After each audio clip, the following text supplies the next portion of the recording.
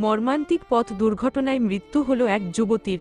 মঙ্গলবার সকালে ঘটনাটি ঘটে ব্যান্ডেল মোড়ের জিটি রোডের উপর। মৃত যুবতীর নাম রিম্পা হরিজন, বয়স 20 বছর, বাড়ি ব্যান্ডেল লোকপাড়া এলাকায়। স্থানীয় সূত্রে জানা যায়, সকাল 8টা নাগাদ ব্যান্ডেল মোড়ের দিক থেকে লিচু বাগানের দিকে সাইকেল নিয়ে যাচ্ছিল রিম্পা।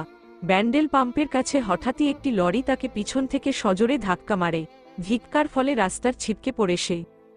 সেই সময় লরির পিছনের চাকাটি রিম্পার মাথার উপর দিয়ে চলে যায়। ঘটনাস্থলেই মৃত্যু হয় রিম্পা হরিজনের। লরিটি পালানোর চেষ্টা করলে স্থানীয় যুবকরা লরিটিকে ধাওয়া করে ধরে ফেলে।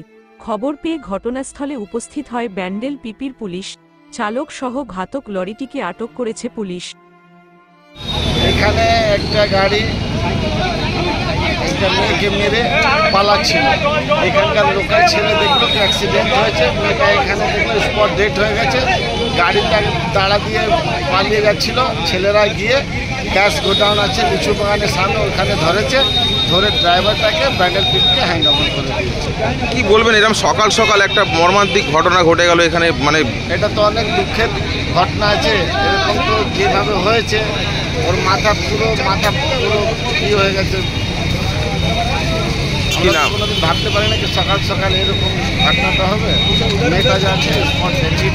মেয়েটার কোনো পরিচয় পাওয়া গেছে, কিছু জানা যাচ্ছে? এখন পর্যন্ত তো কোনো পরিচয় পাওয়া গেছে না, তাও আমরা খুঁজছি, দেখি কোথাকার মেয়ে আছে।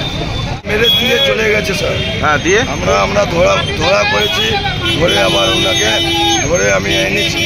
এনে ওনাকে বললাম আপনি কি মেরে চলে গেছেন, লোকটাকে আগে দেখে নিয়েছি, ঠিক আছে। ওনাকে এনেছি, এনে এই যে এই স্পটে এসবই ঘটনাটা। লরিটা কোন দিক দিয়ে যাচ্ছিল? এই লরিটা ব্যান্ডেল মোড় দিয়ে আসছে। আচ্ছা, এই লিচুবাগান এদিকে যাচ্ছে। আর মেয়েটা কি সাইকেল নিয়ে যাচ্ছিল? মেয়েটা সাইকেল নিয়ে যাচ্ছে। বাচ্চাটা সাইড দিয়ে যাচ্ছিল, পেছন থেকে গাড়িটা পেছন থেকে? হ্যাঁ। মানে কি ওকে ধাক্কা মেরে ফেলে দিয়েছে? হ্যাঁ, পেছন থেকে লরিটা বাচ্চা তো সেখানেই মারা গেছে শুনলাম। স্পটেড হয়ে গেছে, পেছন চাকা চাপা হেলু বার হয়ে গেছে, মাথার গুলি বেরিয়ে গেছে। ও তো লরিটা পালিয়ে যাচ্ছিল শুনলাম, আপনারা নাকি ধরেছেন? হ্যাঁ, লরিটা পালিয়ে যাচ্ছিল তো লিচু বাগানে আমরা আটকে ছিল। কি আপনারা এখানেই বসেছিলেন তখন? আমরা এখানে দাঁড়িয়েছিলাম। আচ্ছা, রাস্তা ফাঁকা, এখানে কোনো দোষই নেই, যত দোষ গাড়িওয়ালা। তো মেয়েটাকে কি চেনা গেল? কিছু কোনো পরিচয় পাওয়া যায়নি এখন?